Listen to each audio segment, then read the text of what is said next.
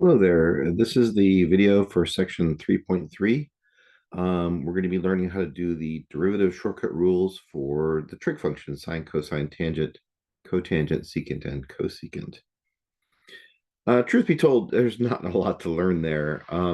There are these additional formulas. They look like this. And there's the derivative sine, which is cosine.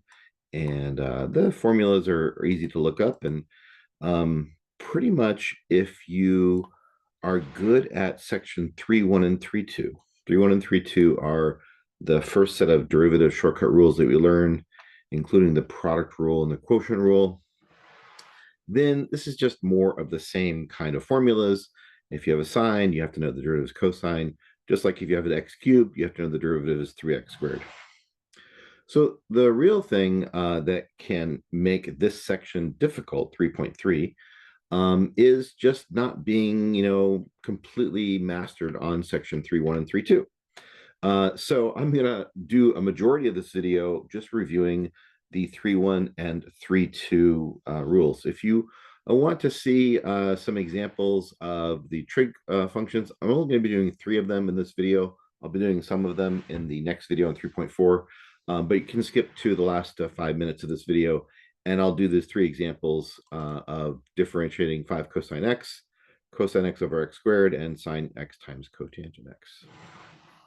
All right, so as I mentioned, we're going to be doing a bunch of just review and repractice and making sure we're really good at 3.1 and 3.2. Okay, so I'm going to be starting off just by reminding you about some important tips. So when we have some problems we're going to be using shortcut rules on, we want to make sure that we know how to simplify them and make them look like the shortcut rules. So for example, if you have a fraction like 1 over x cubed, that needs to be written using a negative exponent. So then we can use the power rule and differentiate that. If we have a radical or a root of some type, like the cube root, we need to write that as a fractional exponent. So once again, we can use the power rule. And if you have some sort of fraction, you should simplify it either by factoring or by distributing, because it's difficult to do the quotient rule with everything that can be simplified to make it much easier. Okay, finally, some tips about multiplication and division and multiplying by constants. So in the second bullet point right here, I have an example of a function. This is 4 times square root of x. A lot of calculus students, when they're first learning the shortcut rules, they see the multiplication symbol and they see this as a product rule problem. But the product rule is meant to be a shortcut rule for the product of 2 functions. And this is a constant times a function. This is not the product of 2 functions. To differentiate something like 4 times root x, well, the first thing we would want to do is we want to write this without using the radical, right? Remember, square roots we need to change into fractional exponents. So let me make some more space over here. So this would be the derivative of 4 times x to the 1/2. And then the rule about constant multiplication is that it does not affect the derivative, except that it does multiply it after you find the derivative of the actual function or the actual part of the function, which is moving. So x to the 1/2 has an x in it. So we know that part changes over time. So we're going to find the derivative, how that changes over time, what the instantaneous rate of change of the x to the 1/2 is. And then we multiply the answer by 4. Well, now we can use our power rule. The 1/2 comes down. We get a 1 smaller exponent, which is negative 1/2. We should simplify this. So 2x to the negative 1/2 would be the derivative of 4 times the square root of x. And a similar example, when we have something like 3 divided by x squared, students see the division sign and they think of, oh, this is a quotient rule. But once again, the quotient rule is meant for the quotient or division of 2 functions. This is a constant divided by a function. So we can rewrite this to find the derivative of 3 over x squared. We remember to use our negative exponents to rewrite this. So this would be equal to the derivative of 3x to the negative 2. And once again, the 3 does not affect our derivative. So you can write, or you can just remember that it's going to be multiplied at the end.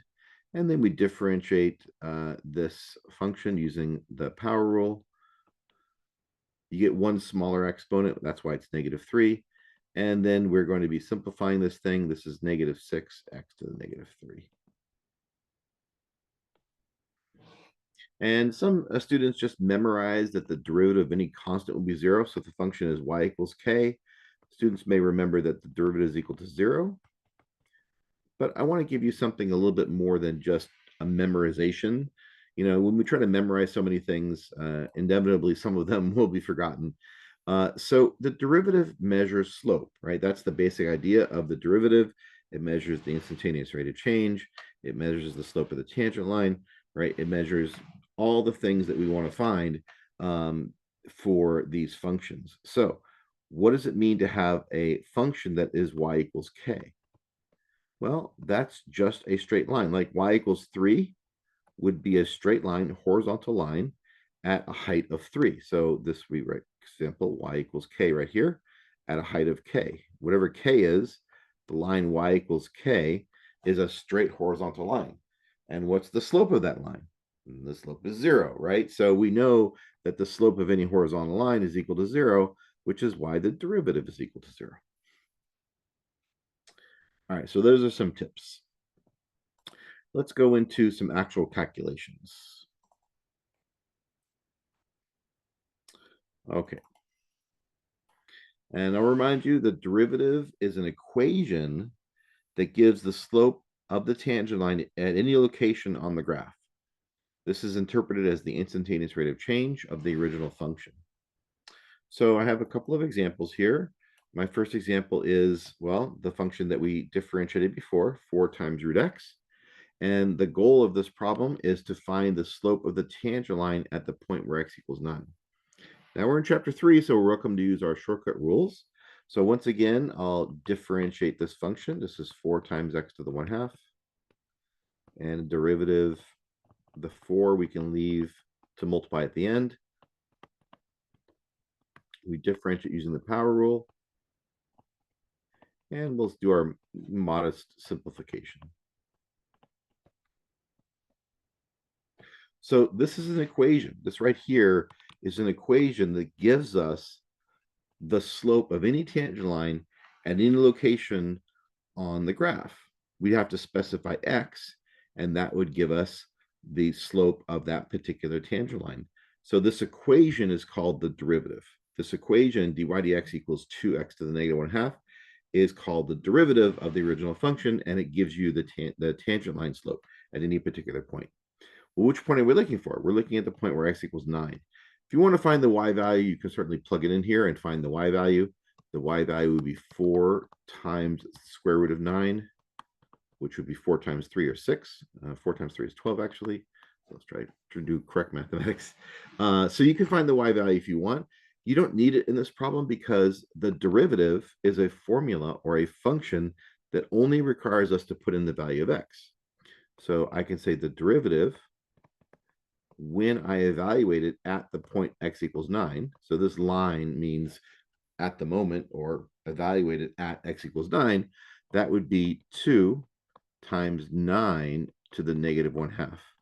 Remember that the derivative formula is 2 times x to the negative 1/2. So when I substitute 9 in, it's 2 times 9 to the negative 1/2. So this would be 2 times 9 to the 1/2. If you want to remember what this means, if you're uncomfortable with negative exponents, you can always rewrite them in radicals. The negative would be a 1 over. The 1/2 would be a square root. So maybe that looks a little easier to compute for you. So 2 times 1 over root 9 would be 2 over 3. So the slope of the tangent line at the point where x equals 9 is 2 over 3. Now, we also want you to understand these in context, not just as an abstract calculation and say, okay, we got the slope, it's 2/3. Okay, we're good. We need to also have you understand that this slope, this derivative, is an instantaneous rate of change. It actually measures something. It measures how much something is changing at a particular moment in time. So in part B here, I've made a context. Suppose X measures number of minutes and Y measures the distance traveled in miles. So we're going to interpret our answer in part A. Well, in part A, remember the derivative at X equals 9 was equal to 2/3. This is what we calculated from part A. And you notice using this notation, the dy over dx notation, the top part of the fraction is the change in y, and y is measured in miles. So this is going to be 2 as a change in miles. And the bottom is a change in x. So this 3 is going to be a change in, well, what is x measured in? Number of minutes. So we know that the rate of change is 2 miles every 3 minutes, but this is an instantaneous rate of change. This occurs only when x equals 9. X equals 9 what? Well, once again, x is measured in minutes. So when x is at the moment of 9 minutes, we know the instantaneous rate is 2 miles for every 3 hours, or you could say 2/3 miles per hour, minute, 2 miles per 3 minutes, or if you want to say 2/3 miles per minute, you can also say it that way. So that's what the interpretation is going to be. I'm going to write it out because if you have a problem like this on a test, you're going to have to write it out. At the moment, we don't even know what's traveling here. It could be a car, whatever. So at the moment, the car is 9 minutes, but we don't know this car. So at the moment, 9 minutes. The rate, you could say instantaneous rate if you want, is 2 miles every 3 minutes. Or you could say 2/3 miles per minute. That might be a more natural way of saying it. It's up to you, whichever you want to say it. That word's supposed to say every, and it looks not very clear, so I'm going to rewrite that. 2 miles every 3 minutes. And it's just that moment in time. It doesn't mean, if you go 3 more minutes, you're still at the same rate of 2/3 miles per minute. It means at that moment, at that 9-minute moment, at that exact time, that's your speed, 2 miles every 3 minutes. You can imagine you're in a car and you're looking at a speedometer, and for some reason it doesn't read miles per hour, it reads miles per minutes. At that moment in time, your speedometer reads 2 miles or 2/3 miles per minute, or 2 miles every 3 minutes. It doesn't mean 2 miles later you're still going the same speed. It just means at that instant in time, that is your rate. All right, lastly, let's find the equation of the tangent line to this exact same function at the point where x equals 9. So the equation of a tangent line, let me remind you that the key word in this, the key noun in this sentence is the word line. And this tangent is an adjective. It's a type of line, like a blue line or a pretty line or a tangent line. So a tangent line is a type of line, and we're looking for the equation of that line. Well, all lines have the same equation, y equals mx plus b, or more preferably in calculus, we use y minus y1 equals mx minus x1.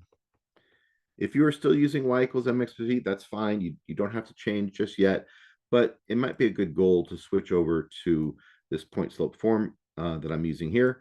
It's going to make a lot of things easier as we get into more complicated problems. So keep using y equals mx plus b, but try to transition into this newer form. All right, to use this point slope form, we need a slope and we need a point. But we know the slope because we just found it in the previous problem. The slope is 2/3. And we need a point. Well, we don't have any particular point. We're looking for the point where x equals 9. So 9 is the x value, and we're going to find the y value. Oh, we already did. The y value up here was when I plug in 9 into the original formula. So 4 times square root 9, which is 12.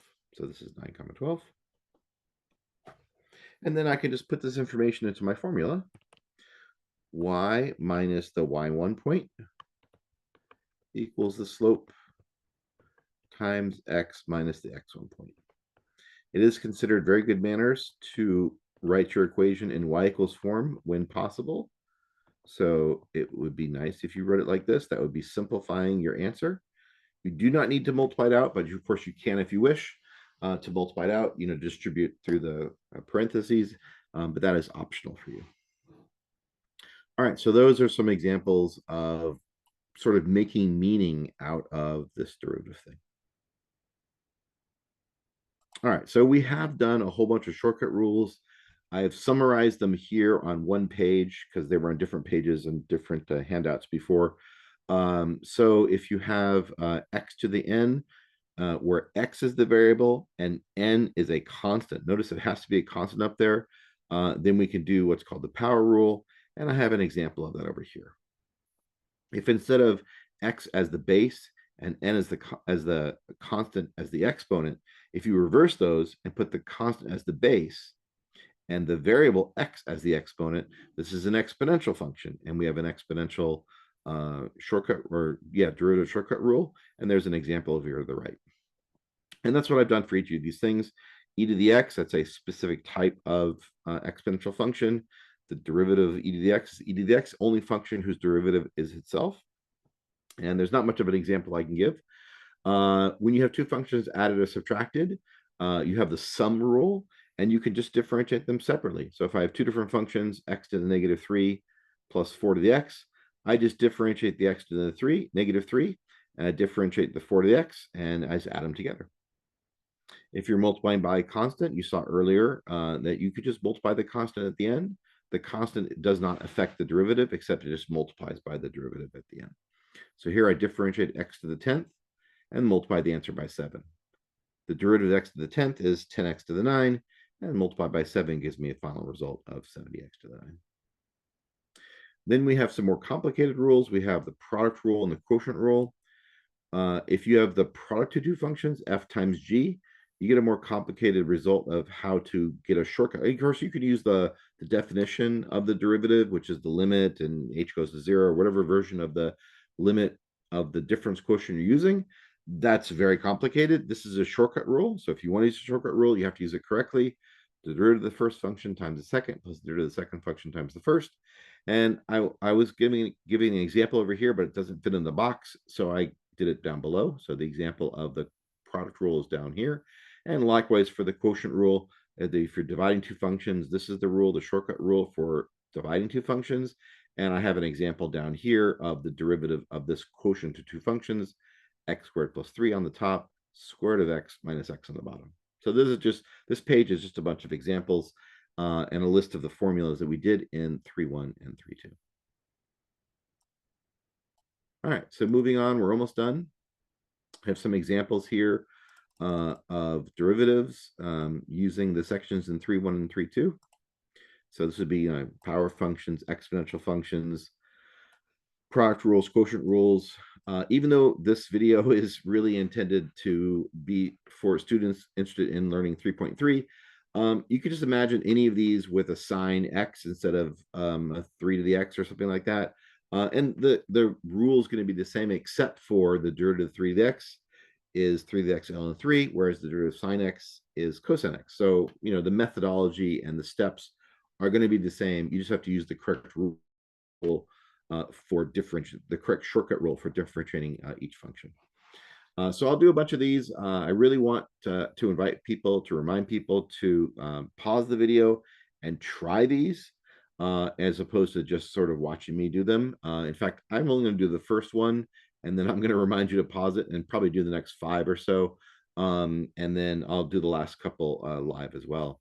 Yeah, this is a great time for you to practice, see how much you remember of doing these derivatives, see if you can get a bunch of the steps correct. If you can get all the right answers, that's even better.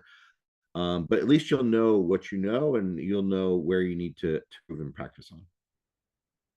All right, so the first problem is what I'll do right here. So part A, we're looking for the derivative of the function. So we're looking for dy dx. So to find the derivative dy dx, all I have to do is do the derivative of this function. I need to identify what type of function this is. The 3 is a constant, so I don't need to worry about a constant being multiplied onto a function. This function here has a constant base and an exponent of x, a variable exponent. So this is an exponential function. So I need to remember or go back to my list of like rules or formulas. An exponential function like b to the x for any base b has a derivative of b to the x times ln b. I go, okay. So let me change his magnification. So for this problem, the derivative will be constant, doesn't change. The derivative of exponential is 1.25 to the x times the natural log of the base, which is 1.25. And that's the answer. I guess if you wanted to, the ln 1.25 is a constant and 3 is a constant. So I guess some math folks would say you should put the constants together. So if you're one of those people, you can write the 3 ln 1.25 together as all the constants in the front. And then you can write the 1.25 to the x afterwards. That's the sort of the moving part of the function. I don't care what you do. It's fine either way for me. All right, so this is where, again, I hope you're going to take an opportunity and pause the video and try a bunch of these. Maybe at least try B, C, D, and E. And maybe F too. Maybe try F. Maybe try those. Give yourselves a little bit of time. So pause the video if you will, please. Try those. And when you come back, I'll have all the answers for you. And then I'll do a little discussion on these, briefly explaining my methodology. And then I'll show you a couple more after that.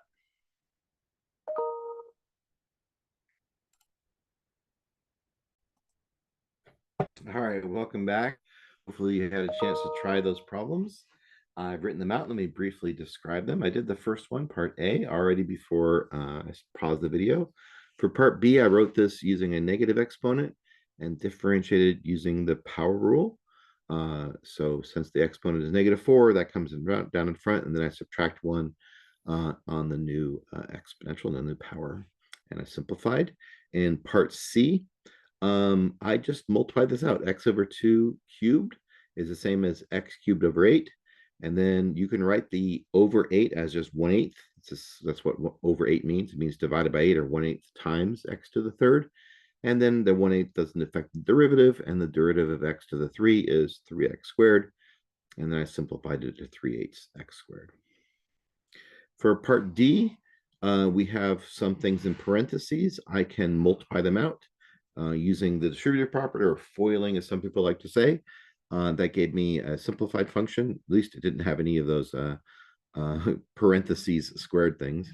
And then I differentiated term by term. The derivative of 9, it's a constant, is 0. So I just combined things together, and I got 8x plus 12.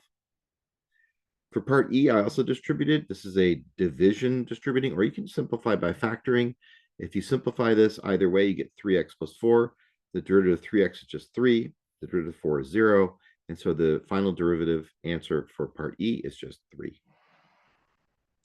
And finally, for F, looking for the derivative of this j function, it is ex to the pi, which can be confusing if you're sort of not really focusing on what's going on here.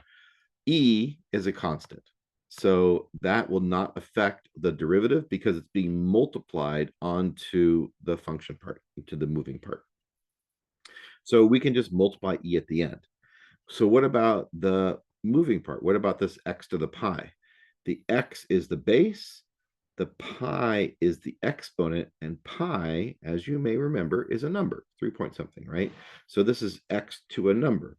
That's a power rule. So the derivative of a power, just like we had like x to the -4, you put the exponent down in front as a coefficient multiplied by x to one smaller exponent.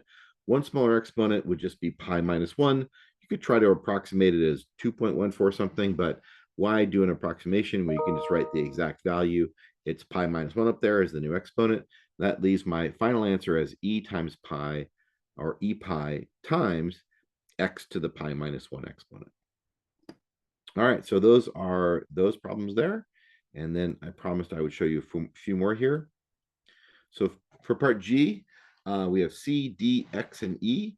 I know that x is the variable because it says kx. Kx means x is the input variable, k is the output variable. So C and D and E and whatever letters they put in there are all constants. So knowing that, we have a constant raised to an x, and plus a constant. So to find the derivative of this k function, I'm going to be differentiating. The c does not affect the derivative. I'm going to be doing a d to the x. And the derivative of e, since it's a constant, is just going to be 0, right? If I differentiate e, it's going to be 0. So the derivative of c d to the x, the c is multiplied by the end. I get d to the x ln d. That's the derivative formula for an exponential. And then I get plus 0 for the derivative of a constant. E is a constant, so its derivative is 0. And if I just combine this together by getting rid of the 0, I get c times d to the x ln d. Or if you want, you can write the c and d together, the c and l and d together, if you have that particular interest, to write the constants all in front.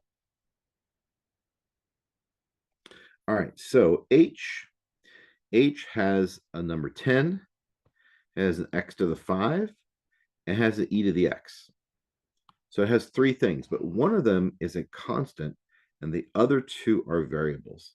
So the constant will not affect the derivative, right? It can just be multiplied by the end. And the x to the 5 and e to the x can be done using the product rule. So letter h, this function here, can be done using the product rule, as long as you also remember that the 10 is a constant being multiplied at the end. And this other problem, k, we have two things that are being divided. We would like to try to simplify them, but there's nothing I can factor or divide out to simplify this. So we are now forced to use the quotient rule for this particular problem. And so I will again invite you to pause the video and see if you can practice using the product rule in part H and the quotient rule in example I. Okay, well, maybe I didn't leave enough pause for you to pause, but hopefully you pause that video and tried examples H and I. For H, this is my solution in black right here, the derivative of the L function. The 10 I left on the outside of the derivative. I'm differentiating the product of these two functions right here and here. And what I did here, and what I recommend to do for students who are learning all these fancy rules, is to not try to do everything in your head. Notice here that I wrote out what I'm going to be doing. I'm going to be differentiating the first part. Oops, let me use that green. I'm going to be differentiating the first part and then multiplying by the second. Then I'm going to be differentiating the second part and multiplying by the first. So I kind of write out what I'm about to do, and then I do it down below. So here's my 10 that I left as a multiplication. The derivative of 5x of x to the fifth is 5x to the fourth. Then I multiply it by the second function. And once again, I differentiate the first function, or the e to the x function here, times the second function, x to the 5. So oftentimes, sort of not trying to do too much at once will really sort of eliminate a lot of the difficulty and frustration you might experience with these very long problems. And they do get much, much longer than the ones we're practicing here. So it might be a good habit to practice not trying to insist your mind keep everything in the air to try to do all those calculations, multiplications, and derivatives and everything in one step. All right, so I did the same kind of thing with example L, which was a quotient rule. I said, okay, let's differentiate the top times the bottom minus the derivative of the bottom times the top divided by the bottom squared. So again, I kind of wrote out what I was going to do, and then I started doing it. So I differentiated that first part, x derivative of x squared plus 4 is 2x. And then I just multiplied by x plus 2 minus the derivative of x plus 2. Derivative of x plus 2 is just 1. And then times the bottom function, x squared, or the top function, x squared plus 4, and then over the bottom function squared. And then I just did a little multiplication. If you might remember my advice from previous video, it almost never helps to multiply out the denominator, but it can help quite a bit to multiply out the numerator. So I'm demonstrating that here I multiplied out the numerator, collected things together, and I left the denominator already unmultiplied, just in its normal factored form. So I get x squared plus 4x minus 2 over x plus 2 squared. All right, and I have one last example here that I'll show you. Math people, for some reason, like their little puzzles, and so they get problems like a J often. So you'll see things like this, and for students who haven't seen these little puzzles before, it can be a little off-putting, like, what do you want me to do? So let me walk you through this. So first of all, we are being asked to find the derivative at the moment where x equals 1. And what we are told is that the function y is equal to the multiplication of two functions f and g, but we're not told what those functions are. They're not constants. There are some functions, but we're not being told what those functions are. So somehow we're supposed to find the derivative of y. Y is the multiplication of two functions, but we don't know much about them. We do know something about them. We do know the value of the function at 1, the value of the derivative at 1, for each the functions g and f. So we know some information about like the value of y and the value of the slope or the derivative at a particular value of 1. So at this point, you just kind of want to try what you can try. So we are looking for a derivative, and we have a function y. So we can try to find the derivative of this function y, the derivative of this y function. Well, we're going to have to differentiate the fx times gx. That's the only way we can find the derivative of y. And this is the multiplication of two functions. So we can use the product rule. And the product rule says that I differentiate the first function, which would be just df dx, times the second function, plus the derivative of the second function, that would be the derivative of g, times the first function. And it still doesn't look like we're doing anything, right? A lot of people kind of do this mentally, or even sometimes write it out and say, well, what's the point? I'm not doing anything. I'm just writing down a bunch of letters. Well, you got to have a little faith. We are looking for the derivative, not in general, but we're looking for the derivative at x equals 1. So we want to find out at the moment when x equals 1. What is that derivative y equal to? Well, if I'm trying to find the moment where x equals 1, that means I need to find the df dx at x equals 1 times the value of g of 1, not just any old g of x, but g of 1, and then dg dx at x equals 1 times f1. Well, now it's looking a little promising because, first of all, we know that f1 has a value of 2, and we know that g1 has a value of 4. If you can still read that, got a little smudged out here. So we know some of those values. We know g1 and we know f1. What about these other things? What is this f dx at x equals 1? Well, that's just the notation for the derivative at x equals 1, the derivative of f when you have the value x equals 1. But my friends, that's exactly what f prime 1. F prime 1 is the derivative at the point x equals 1. So that's this right here. And likewise, the derivative of g at x equals 1 is written also as g prime of 1, and that's 5. So just putting the pieces of the puzzle together, we know that the derivative of this y function at the moment where x equals 1 is equal to the derivative of f at x equals 1, which apparently is 3, times g of 1. G of 1 is 4, plus the derivative of y. No, excuse me, that's the derivative of g. Oops, my g turned to y accidentally. Derivative of g respect to x, which is g prime, and that's 5, times f1, which, as you see, is 2.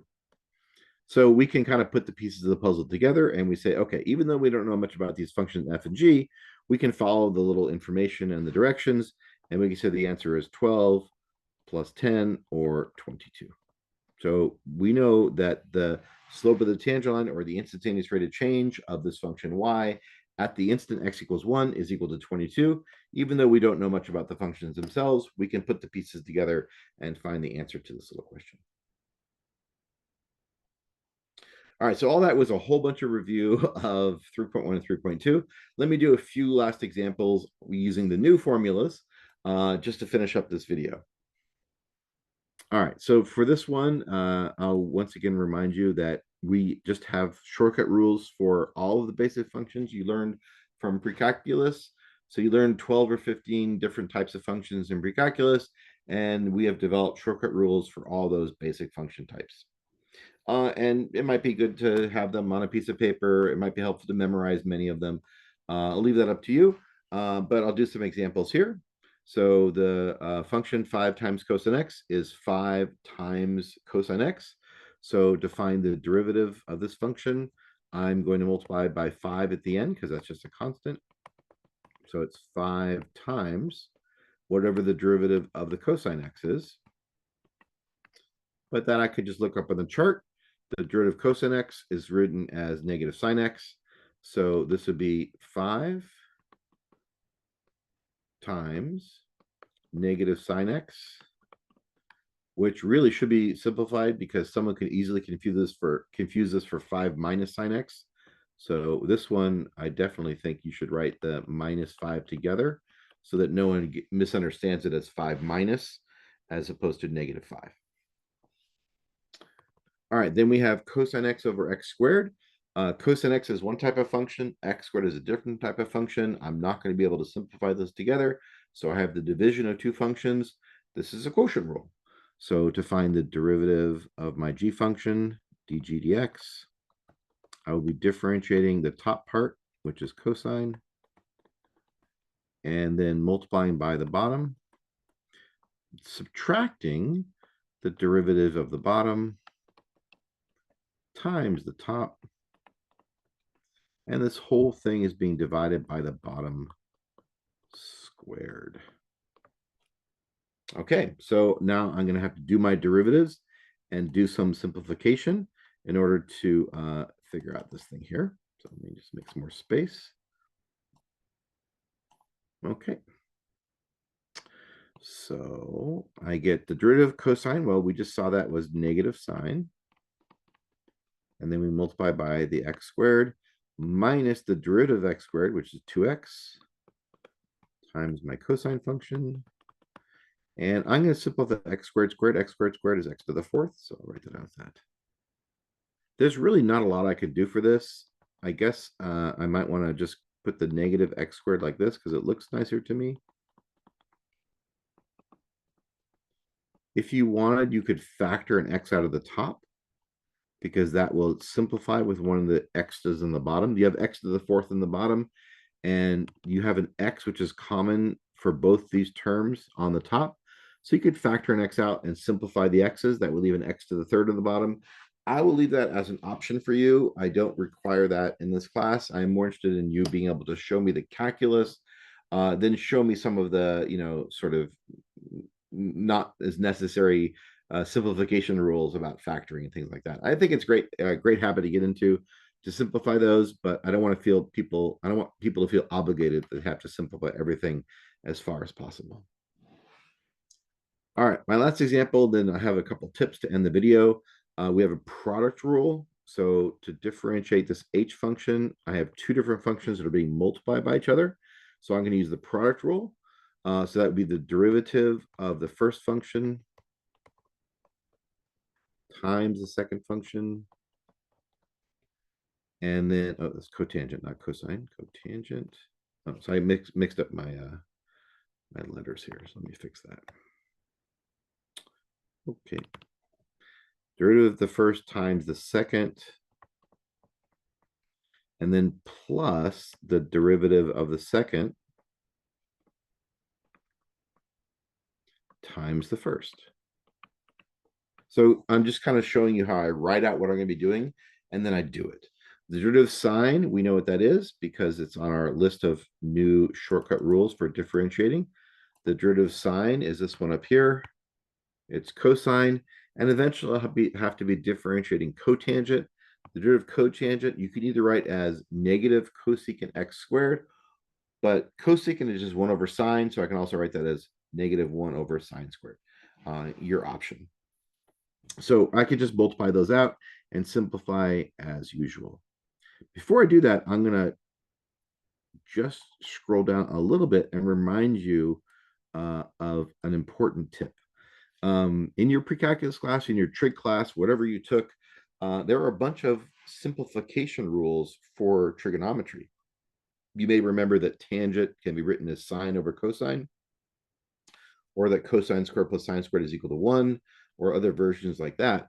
Having a trig formula sheet nearby, can be really helpful in finding the derivatives of trig functions. Because once again, if we can simplify things before we actually differentiate them, it may make things a lot easier. So going back to part C, this is part C right here, we know we can use the product rule because it's the product or multiplication of sine times cotangent, which I wrote out and didn't finish, derivative of the first times the second, plus the derivative of the second times the first, and I can write out these things. Derivative of sine is cosine, then it's times cotangent, and the derivative of cotangent, I'm going to write this as negative cosecant squared. You can put the square here if you want, or you can put the square here if you want. And either way, you get multiplied by sine x at the end, and then you try to simplify this. But check this out.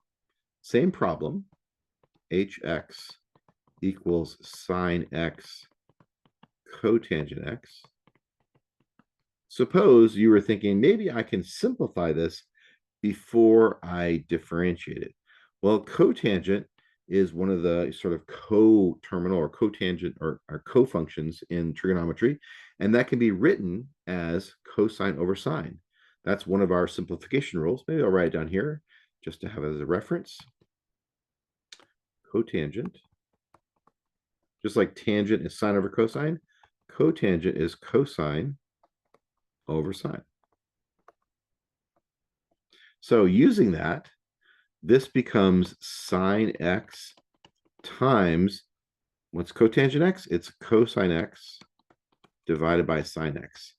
And by using this sort of simplification rule, I know that my function hx can be simplified to just cosine x. And that means that I no longer have to use the product rule to find the correct derivative of this function, because once I simplify it, I just have hx. Just have cosine x. So the dh dx is just the derivative of cosine, which you may remember is the negative of sine. All right, well, this is the end of the video. I tried to do a big review of 3.1 and 3.2. Derivative formulas get you a bunch of tips about how to simplify things. We went through a few trig integrals as well, and I showed you some tips on maybe simplifying trig functions.